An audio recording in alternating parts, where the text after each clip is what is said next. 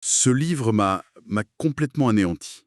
Je crois que je ne m'en suis pas encore remis. C'est souvent l'effet qu'il produit, oui. Il s'agit d'Oscar et la Dame Rose d'Éric Emmanuel Schmitt.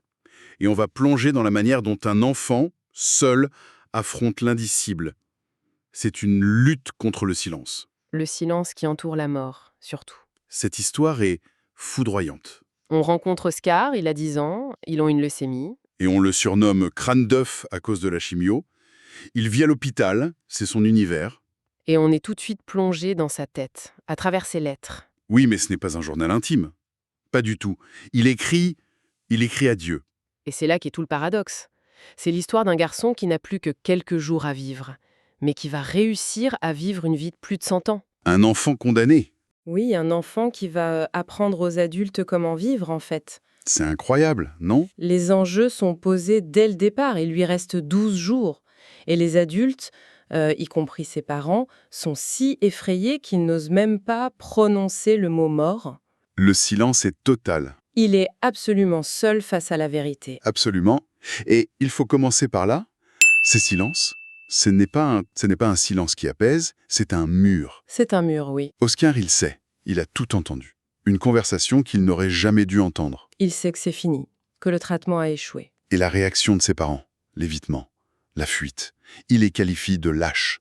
C'est un mot terrible dans la bouche d'un enfant de 10 ans. Ben oui. Et ce qui est terrible, en fait, c'est que le premier monstre qu'Oscar doit affronter, ce n'est même pas sa maladie. Non, C'est ce mensonge, ce silence des adultes. C'est une forme de violence. Parce que ça le nie, ça le transforme juste en malade, pas en personne. ils ont plus peur des mots que de la réalité. Exactement.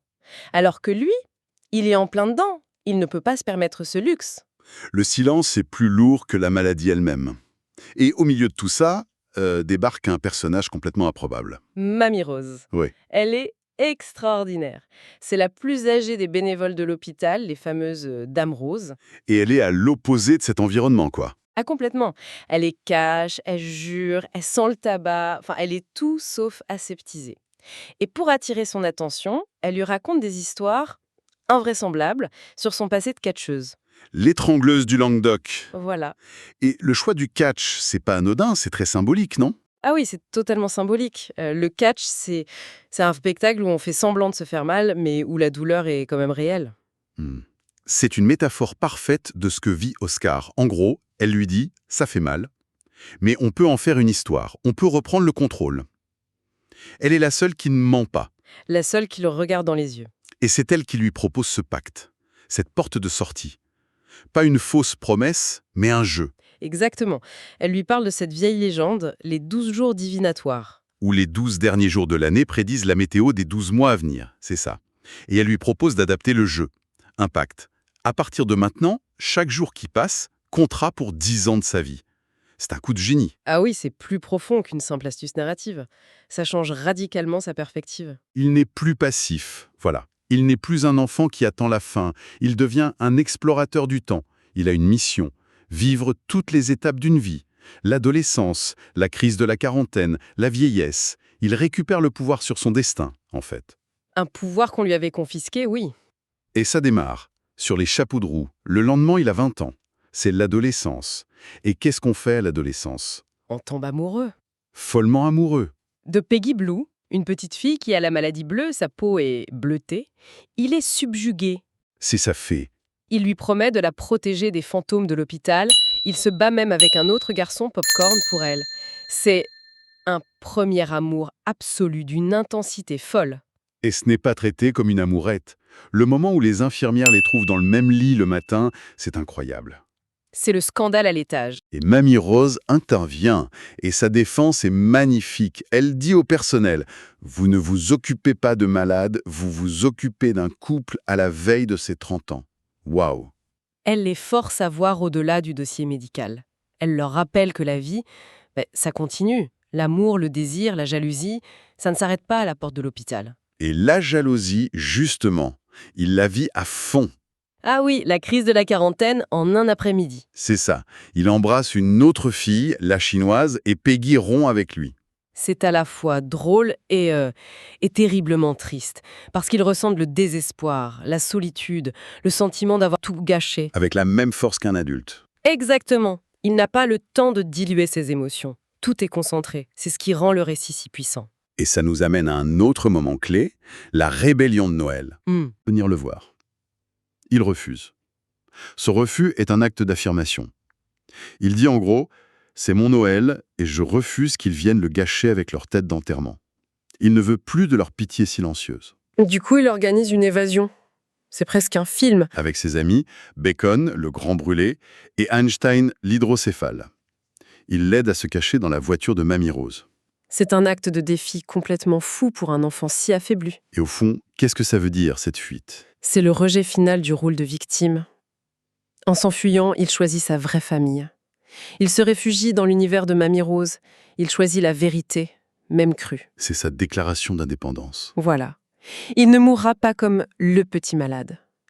Il vivra jusqu'au bout comme Oscar. Et la réaction de Mamie Rose, encore une fois, parfaite, pas de panique, pas de sermon. Non, elle le trouve dans sa voiture, elle le ramène chez elle, et c'est elle qui organise la rencontre qu'il fuyait. Mais chez elle, sur son terrain, C'est là qu'a lieu la réconciliation. Un moment de grâce. elle lui explique enfin la peur de ses parents. Elle lui dit qu'ils ne sont pas lâches, ils sont juste que tu pétris de culpabilité et de terreur. Et elle lui dit cette phrase. Eux aussi, un jour, ils mourront. Et ça, pour Oscar, ça change tout. Il regarde ses parents et il leur sort cette phrase d'une sagesse sidérante. « Excusez-moi, j'avais oublié que vous aussi, un jour, vous alliez mourir. La glace se brise. C'est lui l'enfant qui console les adultes. » C'est un renversement complet. Il ne les voit plus comme des géants, mais comme des humains, faillibles, mortels. En leur pardonnant, il se libère lui-même. Et pour une nuit, ils redeviennent une famille. Oui, une famille réunie face à un destin commun. Mais le temps continue sa course. Peggy Blue guérit. Elle quitte l'hôpital. Et Oscar, qui a maintenant 80 ans, se retrouve seul. Et sa colère. Cette fois, il la dirige contre Dieu. C'est une étape essentielle, la colère, le sentiment d'abandon. Sa foi est mise à l'épreuve. Et Mamie Rose, encore une fois, ne lui donne pas de réponse toute faite. Elle l'emmène ailleurs. Oui, elle le guide vers une autre recherche.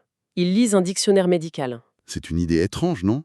Chercher des réponses spirituelles dans un livre de science. C'est très symbolique. Oscar cherche la définition des mots qui le hantent. Vie, mort, foi, Dieu.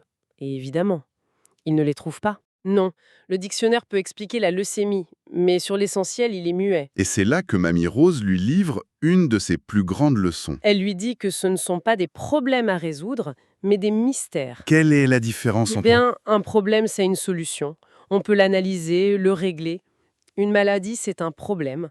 Un mystère, c'est quelque chose qui nous dépasse. On ne le résout pas. On l'habite, on vit avec. La vie est un mystère, la mort aussi.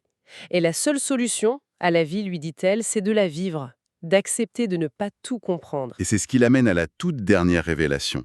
Un matin, très tôt, il se réveille. Il regarde le soleil se lever. Et il écrit que Dieu lui a rendu visite et lui a confié un secret. Ce secret, Il est d'une simplicité désarmante. c'est la dernière pièce du puzzle qui lui apporte la paix. Regarde chaque jour le monde comme si c'était la première fois. Ça pourrait sonner un peu cliché dit comme ça. Oui, un peu facile. Mais dans la bouche de cet enfant, à ce moment-là, ça prend une dimension incroyable. Parce que pour lui, ce n'est pas une théorie, c'est une pratique. Une pratique de survie. C'est ça. Quand on t'a enlevé le futur, la seule façon de vivre, c'est d'intensifier le présent. Chaque couleur, chaque visage, tout devient un événement. C'est l'antidote à la peur. C'est une affirmation de la vie si puissante que la mort devient presque secondaire. Les dernières lettres sont très dures. Les textes raccourcissent. On sent la fatigue. Il a 110 ans. Dans son jeu, oui. Et les derniers mots qu'il écrit de sa propre main, c'est d'une sobriété glaçante. Je crois que je commence à mourir. Mais ce n'est pas la fin du livre. Non. Il reste une toute dernière lettre. Pas d'Oscar, de Mamie Rose. Elle raconte comment il est parti pendant qu'elle et les parents étaient juste sortis prendre un café. Un dernier cadeau. Pour leur éviter ça. Et il a gardé le contrôle jusqu'à la dernière seconde. Il a choisi son moment et il a laissé un petit mot sur son lit. Au fond, cette histoire, elle ne parle peut-être pas tant de la mort que de la manière dont on choisit de vivre le temps qu'on a. Exactement. La question qu'elle nous renvoie est vertigineuse. Face à l'inévitable, est-ce qu'on subit en silence ou est-ce qu'on invente, comme Oscar, une nouvelle façon de vivre jusqu'au bout ? Tiens, justement, ça me fait penser, j'ai une bonne nouvelle pour vous qui nous écoutez. Ce livre est disponible sur Audible et vous pouvez le récupérer gratuitement en cliquant sur le premier lien dans la description. L'idée, c'est vraiment des narrations très immersives. Une narration professionnelle, bien incarnée, ça change absolument tout. La personne ne fait pas que lire, elle interprète, elle donne vie au texte. Ah tiens, super, en plus de la vidéo, il y a un livre audio. Si on veut juste le livre, le lien pour récupérer votre livre audio se trouve dans la description de la vidéo. Si vous avez apprécié le contenu, n'hésitez pas à laisser un petit pouce en l'air et à vous abonner à notre chaîne YouTube pour ne rien manquer des prochaines vidéos. Pour ma part, je vous donne rendez-vous très bientôt pour une prochaine vidéo. En attendant, je vous souhaite une excellente fin de journée ou une agréable soirée et à très vite.